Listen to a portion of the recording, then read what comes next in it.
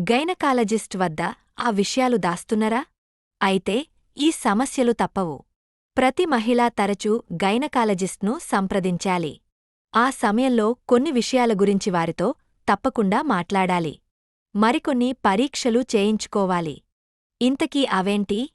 పీరియడ్స్లో నొప్పి గురించి గైనకాలజిస్ట్తో తప్పక మాట్లాడాలి.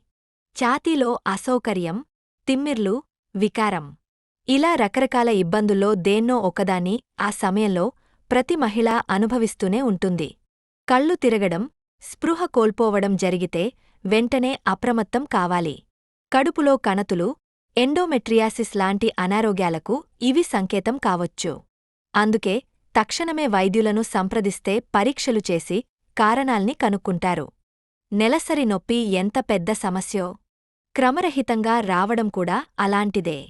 ఆహారం సరిగా తీసుకోకపోవడం, హార్మోన్ సమస్యలు, ఆహారంలో మార్పులు, గర్భనిరోధక మాత్రలు, ఇతర వ్యాధులు, ఇవన్నీ నెలసరి క్రమం తప్పడానికి కారణాలే.